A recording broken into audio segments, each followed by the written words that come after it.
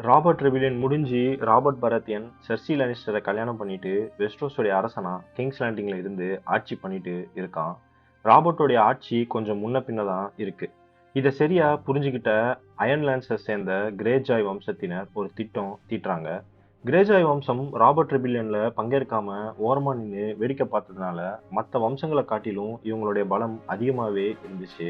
இதை பயன்படுத்தி Robert rebellion நடந்து சரியா 6 வருஷத்துக்கு அப்புறம் அயன்லாண்ட்ஸை சுதந்திர நாடுன்னு அறிவிச்சிட்டு அரசன் ராபர்ட்டுக்கு எதிராக போர்க்கொடி தூக்குறாங்க. இந்த காலகட்டத்தில் பேலான் கிரேஜாய் வம்சத்துடைய தலைவனா இருக்கான். இவங்க ஆட்சி செய்கிற இடம் பைக் அப்படின்னு ஒரு இடம். பேலானோட தம்பியான யூரான் பல திட்டங்களை வகுத்து தர பேலான் அது எல்லாத்தையும் அப்படியே செயல்படுத்துறான். கிபி 289 பேலான் தன்னை அயன்லாண்டோடைய அரசனா அறிவிச்சிட்டு இவனோட இன்னொரு தம்பியான விக்டோரியன் கிரேஜாய பெரிய படையோட லானிஸ் போர்ட்டுக்கு அனுப்பி வைக்கிறான். விக்டோரியன் ஒரு மிகப்பெரிய போர் வீரன், கப்பல் படைய வழி நடத்துறதுல ஒரு மிகப்பெரிய கில்லாடி. விக்டோரியனுடைய கப்பல் படை லானிஸ்டர்ஸோடைய கப்பல்களை எரிச்சு சாம்பலாக்கிடுது. இதை கொஞ்சம் கூட எதிர்பார்க்காத லானிஸ்டர்ஸ் பேரதிர்ச்சிக்கு உள்ளாகிறாங்க. லானிஸ் போர்ட்ல கிடைச்ச வெற்றினால மேலும் உற்சாகத்தோட பேலான் தன்னோட பையனான ரோட்ரிக்க ரிவர்லாண்ட்ல இருக்க சீகார்ட் மேல படையெடுக்க சொல்றான். ரிவர்லாண்ட் மிக செல்வம் வாய்ந்த பூமி, அதனால அதுல ஒரு சின்ன பகுதியை கைப்பற்றணும்னு ஆசையில ரோட்ரிக் போக அங்க இருந்த ஜேசன் மேலிஸ்டர் ரோட்ரிக்க கொன்னுடுறான். இது கிரேஜாய்க்கு ஒரு பெரிய இடியா விழுது. பேலானோட இந்த முட்டாள்தனத்தால கடும் கோவத்துக்குள்ளாகிறான் ராபர்ட் பராத்தியன். பேலானோட படையை எப்படியாவது அழிச்சிடணும் அப்படின்னு கங்கணம் கட்டிட்டு பெரிய படையை திரட்டுறான் ராபர்ட். ஏற்கனவே பெரிய கப்பல் படையை வச்சிருக்க தன்னுடைய தம்பியான ஸ்டானிஸ் பராத்தியனை விக்டோரியனை எதிர்த்து சண்டை போட அனுப்பி வைக்கிறான்.